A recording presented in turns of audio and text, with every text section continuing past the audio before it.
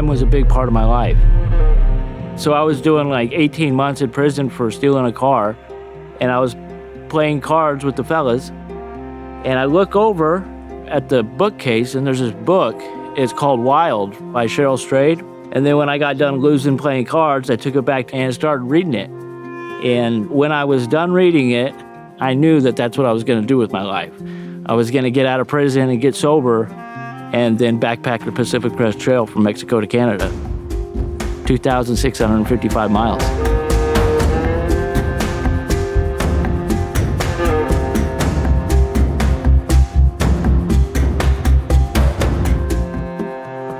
I moved into sober living, got a job at Grocery Outlet, and just started saving every dollar I could get my hands on. And Matt, the guy I started with, he did the same. And so we put in for our permits, and with not enough money and no know-how how to do this, we set off to San Diego. I wasn't prepared at all, not in the least. Like, I started with a chair, a cook stove. I had these little sandal flip-flop things. You name it, I had it. It must have weighed 45 pounds the day I started.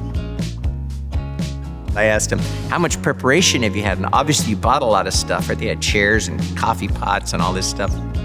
And I think like, oh, they had gone like for 2 walks. They had done zero preparing for what turned out to be 20 miles a day. So I'm like, what in the world? So to be honest with you, I didn't know if they'd make it. You flip this thing around. Yeah, sneaky. Matt B. on the Pacific Crest Trail. We made it. Day 1. How you feeling? I'm a little tired. It took us 3 days to do a 1-day section. Though there's all these little skinny people just hauling past us. And we're like, oh my goodness, what are we in for? But I was alive.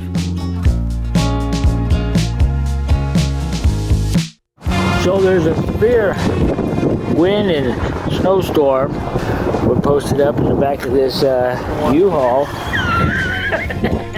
And we're about to go down here in this canyon. Hopefully there's water down there. We got a long water carry ahead of us before we hit Tehachapi. So pray for us, because it's hot.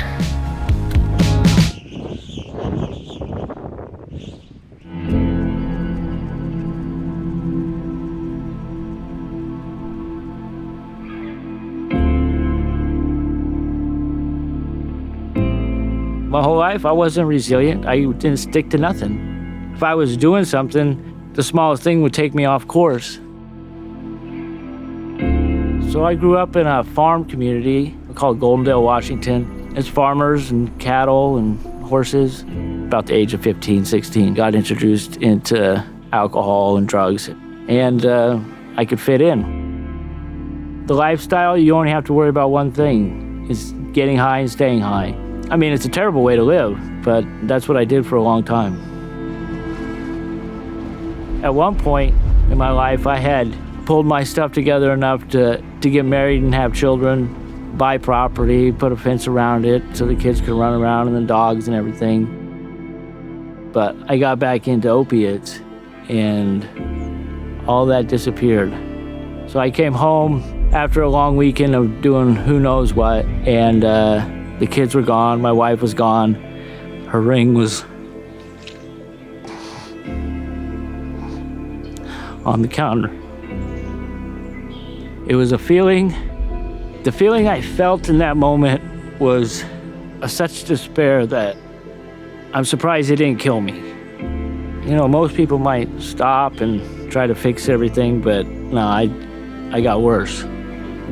So if I had anything at that point, I continued to lose it all, which I ended up on the streets, and I stayed there for a long time. I used drugs for 18 years. Like, seasons would pass, and I would still be there on the streets. And so I was in and out of prison. Crime was a big part of my life. I couldn't see no hope, ever, for me. But there was. I had 3 more miles to Kennedy Meadows. So, no more thirsty.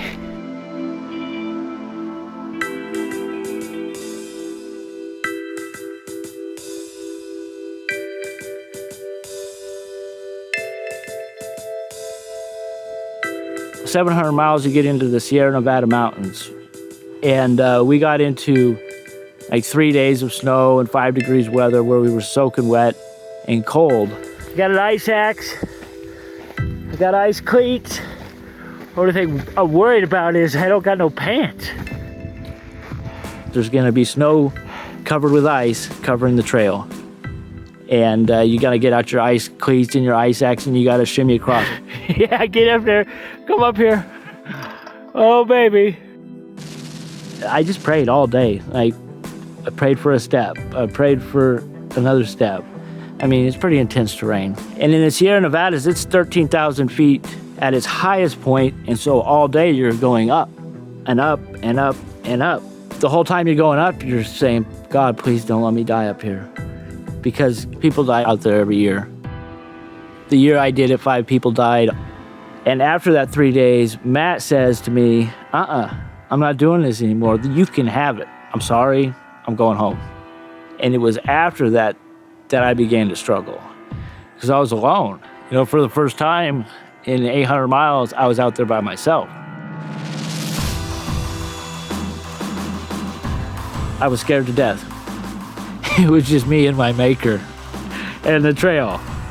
There's other people out there, but there's crowds of people that is kind of like a traveling party, and I'm sober, so I just don't hang out there. So it was 100 miles from there to the next stop of Mammoth Lakes, California, and that whole time I was just hiking to get back on a bus. I was done too. I couldn't do this by myself. I got into Mammoth Lakes and I sat down at a bus stop, and as I was about to leave, I get a text from my buddy Jesse. It says, "You're not gonna quit, are you?" No, absolutely not. I'm not quitting. What are you talking about? And I picked up my backpack. I went to the grocery store and I got some new stuff. And the next morning I got back on trail.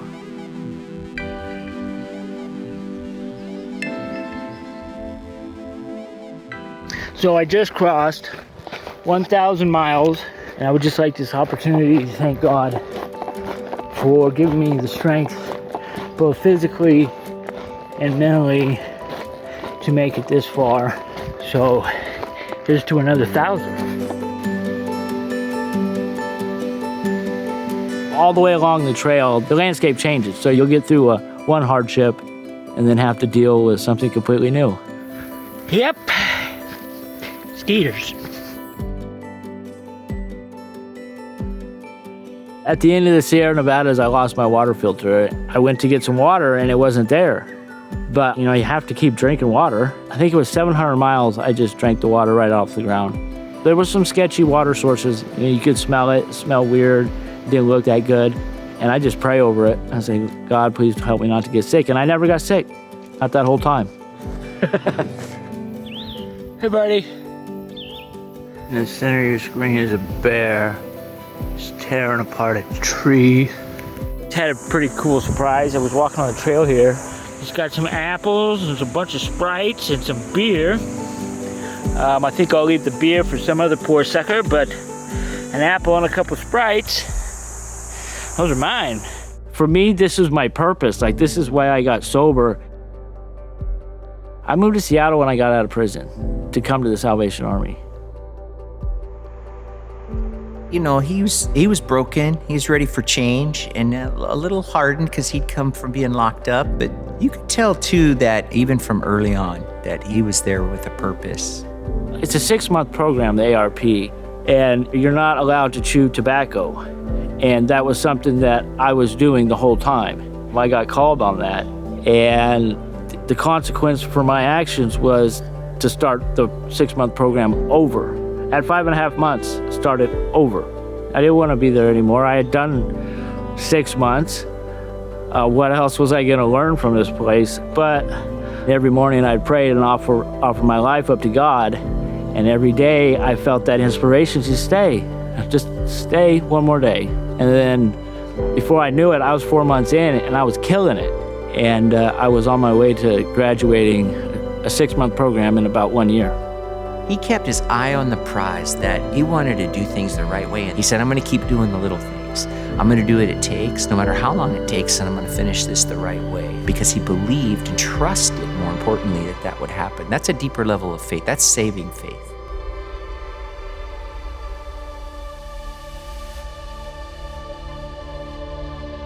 It took me 4 months to get across California, and it took me 2 weeks to get across Oregon.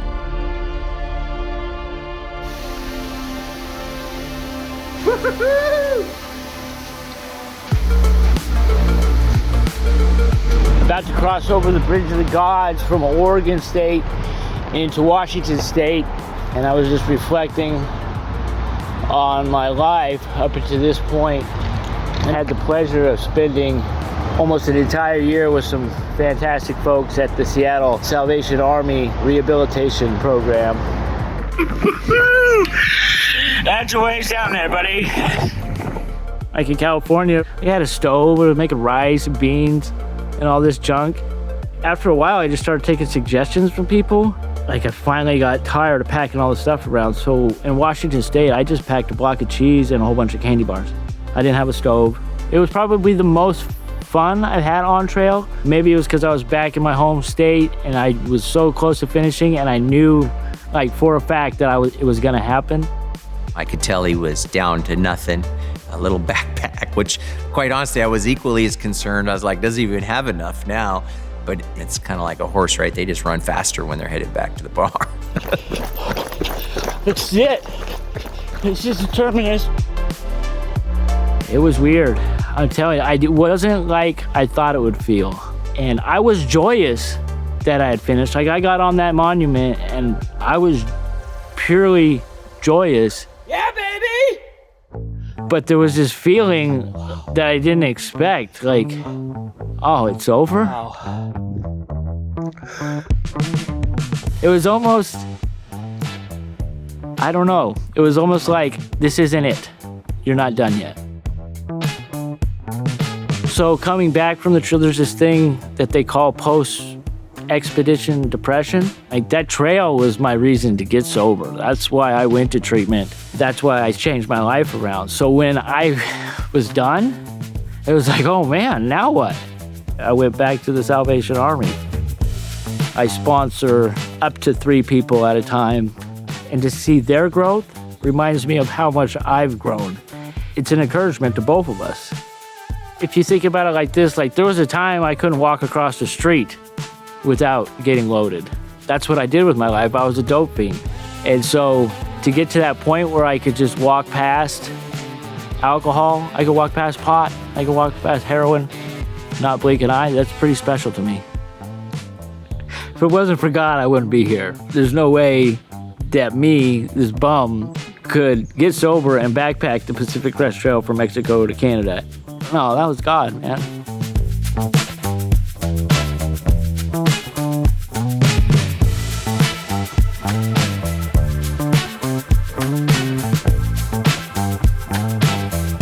So we have this rendezvous point where we're supposed to meet, and I see him. I jumped out of the car mid-moving through the intersection and just ran to him, and like Little House on the Prairie, like both we just embraced, right? It was amazing that he made it the whole way. I said, wow, I can't wait to see what God's going to continue to do.